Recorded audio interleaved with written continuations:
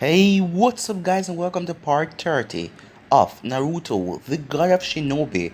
Remember to get this one to 100 like as usual, share this to all of your friends on your social media platform, and after this I'm gonna be giving you what if Naruto got a new bloodline. And today on my main channel I'm gonna be giving you 3 what ifs. What if Tsunade was Naruto's mother? What if Kurama gave Naruto a dojutsu? And also what if Naruto was trained to be a mercenary? So stay in tune and enjoy all the lovely what ifs coming your way. And if you're new and this is the first time hearing my voice, what you waiting for? Go ahead and click that red subscribe button and join the anime king family and be a part of the channel. And thank you all for your support and help. And also go ahead and check out my main channel and enjoy all the lovely what ifs over there. So yeah, without further ado, let's get straight into this. So the last time we left off, Naruto revived all of the Tail Beast Jinchurikis as he put back the Tail Beast inside of him. Naruto also got piece of all of the Tail Beast power and now he has something inside of him. As Naruto was planning on destroying Konoha, Mikato and the rest of them are gathering the forces of the other villages to help Naruto bring down Konoha. Kabuto also went to Konoha as he tells Tsunade what Naruto is planning, and he tells Tsunade that he can help them with the Edo Tensei by reviving the dead and help them in the battle. So the last part we left off was when Neji gave Naruto a scroll and Neji headed off. You guys can switch across the playlist and check it out for yourself and enjoy, but let's start this new episode. We continue right there. What is in the scroll? Kushina asks Naruto. As Neji went off, information about Danzo and every single one of his operations, Naruto said as he read the scroll. How did you get that? Asked Kushina in shock. I placed a genjutsu on one of Danzo's root Anvu, thanks to Kurama. You're welcome, said Kurama, as Naruto rolled his eyes internally. When? Said Kushina. A while ago, said Naruto as he turned his attention back to the scroll. Wait, this is... Kushina then turned around and faced Naruto, seeing that he had a shocked look on his face. What is it? She asked. Naruto closed his eyes. It seems that Mito Uzumaki is more clever than we thought. Back with Obito, he was currently talking to White Zetsu. As he was shaking his head, he couldn't believe that Kabuto was at Konoha. It didn't make any sense. Yes it does, said White Zetsu. Whatever, Obito said, as both him and Black and White Zetsu were looking down at Konoha from a high cliff. Mikato is not going to like this, he said. Currently, Mikato, B and Yujito were resting before they continue on to the cloud. She was currently wondering about the choices that she had made. If she refused Black Zetsu's offer, what would have happened? She would be dead, that is for sure. And would Naruto have still chosen the path that he now has? Probably not, she thought. Is that why she was here then? As she was starting to think that Naruto is more special than she thought.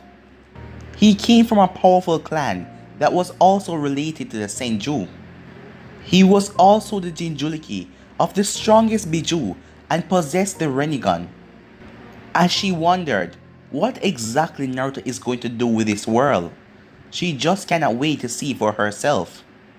Back with Naruto and Kushina, both of them stopped in front of a worn down house with the Uzumaki symbol on it. As they sneaked through the entire Leaf Village, no one found them, but they were at the edge of the village. Kushina frowned as she looked at the breakdown building. This was one of Mito's private buildings, she stated. She then glanced at Naruto. Aren't you wondering why you were never told of this? She asked. Naruto shrugged. I was immature. So, no. It is the same about the Yondaime. I was too young and foolish back then.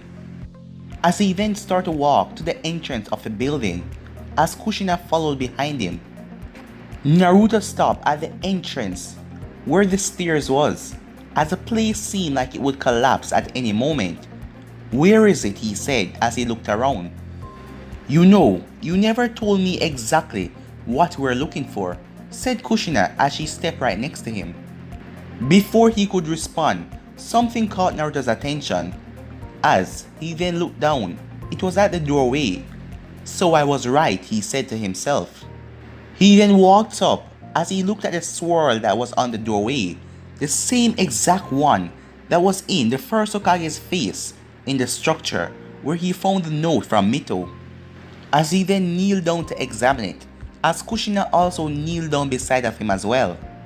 This is, said Kushina. Yes, this is on the scroll that Neji gave me. Hanzo figured out about this place. He saw this, thinking that it was some kind of seal, but he could never figure it out, and he gave up. But if this was the same thing, like the one inside of the first Hokage monument, Naruto then bit his thumb as he wiped his blood on the seal. There was a puff of smoke. It was like when someone used a shadow clone or the summoning jutsu. Well, it seems like it was the right decision to trust in you after all, Uzumaki Naruto, said a voice in the smoke. Both Naruto and Kushina narrowed their eyes as they waited for the smoke to clear, as they saw the red-haired woman with a diamond on her forehead. Wearing a red kimono, she was in her early 20s as she came visible. Who are you? Naruto asked. The red-haired woman just smirked. Why? I am Mito Uzumaki. Mito stood there watching the shocked face of her relatives with amusement as Naruto and Kushina were completely shocked as they didn't know how to react.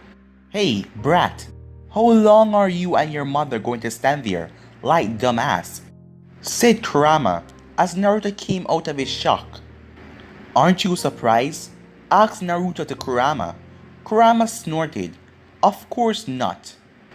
This is Mito we're talking about. I may not like her and only talk to her once, but just from meeting her, I can know that she was a mysterious woman. So, I am not surprised. How long are you guys going to stare at me like I am some kind of divine being? Mito asked. Kushina shook her head. Mito, she said with an unsure tone in her voice. Is that you? Mito nodded. Yes, it is me, she responded. But how come you look so young then? Questioned Kushina with a frown. The last time I saw you, you were nearly in your hundreds. Mito chuckled. Oh yes, I suppose that would be your first question. And the answer to that, my dear, is very simple. A small smirk appeared on Mito's face. The wonders of sealing jutsu. That put a bigger frown on Kushina's face. Sealing? She said, unsure. I find it hard to believe that seals could have done all of this. Mito sighed. I suppose you would. After all, sealing is such a complicated art, even for us Uzumakis. But then her face became dead serious. But it is true. Thanks to my study in sealing jutsu, I managed to implant part of my soul in a seal with all knowledge I knew when I was this age. That sounds a lot like Orochimaru's curse mark, thought Naruto as he listened. Mito continued, of course, I would need a body, or my soul will simply disappear the moment I got out of the seal. Human souls aren't like that of a Biju after all. They are more delicate. That is where you come in, she said, referring to Naruto. My blood, stated Naruto. Mito nodded as a smile came on her face. Thanks to your Uzumaki genes in your blood, I was able to duplicate my body. Of course, I wasn't going to make my body come out as an old hag. What use would I be then? I would just be able to give information. Not to mention that I also want a piece of what's to come. Wait a minute, said Naruto. I am not a complete Uzumaki. I know that, responded Mito in a bored tone. But you were the only one who would be able to do all that you're doing. I made the seal so that it will only take the parts of your blood that will be able to remake my DNA. So, I was basically reborn in a way, said Mito. Kushina then frowned as she looked at Mito. Why didn't you tell me what Konoha did to our... As Mito raised her hand, cutting her off. I cannot answer you fully right now, said Mito. And why couldn't you? Why couldn't you tell me? Asked Kushina, as Mito lowered her hand. If I had tell you back then, would you have still fallen in love with Minato? Asked Mito, as Kushina's face became serious. She then frowned again. Well, no, she said. But just why me falling in love with Minato would be so important? Kushina asked as Mito turned to Naruto. Because if you didn't, Naruto here would have not been born. Which mean that all of this would have been impossible. As Kushina lowered her head knowing that it was the truth. If she had known that Konoha was the reason why her clan was destroyed, she would have never been with anyone in Konoha. But why was her giving birth to Naruto so important? While I'm grateful for at least letting me born, spoke up Naruto, I don't see why you chose me, Naruto asked. Mito then smirked. Of course you wouldn't. Well, not yet. But there will come a time when you will see how important you are in the face of destiny, Naruto. Naruto just looked at her with a calculating look. This was not the first time someone said something like this to him about destiny and all that crap. The Shinigami did, all the Bijus did, Obito did, and now Mito was saying the same thing. But Naruto knew that he would change the world for what he was planning, and the power that he possessed is great. But that was all because of hard work. It wasn't like this was someone's big scheme and he was a grand puppet, right? At this point, Naruto was beginning to question that if someone was really planning all of this and he was just a puppet, and that brought a displeased look on his face. He wasn't some puppet for someone's plan. It was his own plan to destroy Konoha, to get revenge on what they did to his clan. You're misunderstanding me, said Mito, as if she could read all the thoughts that were going through his mind. You're not someone's tool. The reason you're here is because you chose to be here. You chose this path. There were many more, but this is the one that you chose to walk. What I am saying though, that your choices have a big impact, and you will find out the impact soon. And why won't you simply tell me? Asked Naruto, as Mito scoffed at this. Because if I did, that would be the easy way, and that is not the path that you wanted to go. When you gain something, when you put so much effort into it, it feels so much sweeter when you obtain it. And you won't take it for granted. That is the reason why I didn't put many things in my note to you. Why I purposely left out that I did this, so I could be brought back and many other things. If you were given everything on a silver platter, you would have surely failed, said Mito. She's right and you know it, said Kurama. Being handed everything, don't you? Without a right, it is not good.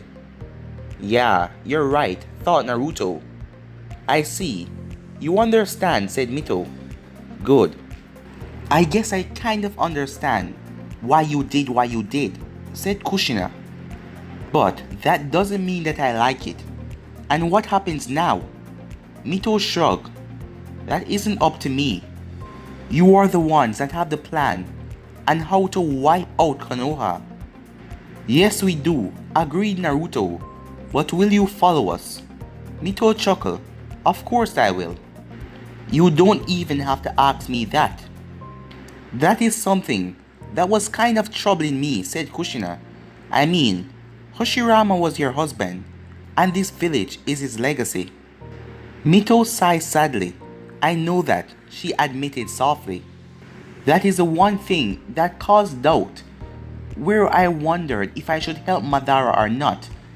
But this is not his legacy anymore. The third Hokage and the others destroyed Hashirama's dream. If he saw how his village turned out, he would be ashamed. Of course, he wouldn't do what we're doing.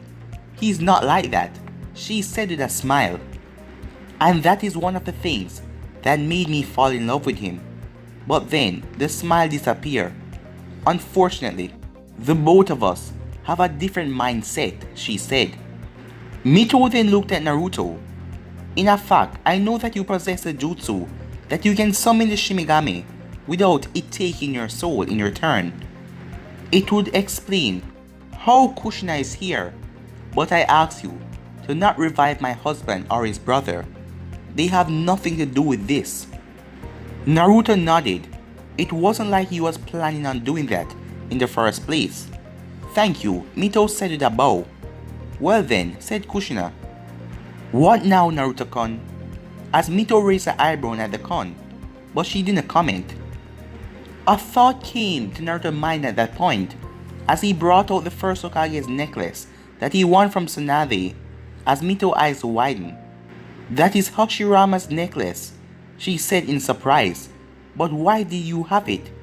He gave it to our granddaughter, Tsunade. Naruto chuckled as he remembered how he got the necklace. Well, she made a bet with me. She bet the necklace, and as you can see, she lost. Mito's eyebrow twitched. So she bet a priceless possession. Is that what you're telling me? Naruto nodded. Yeah, and she lost. That little, said Mito with a murderous look on her face. If you want the necklace, you can have it.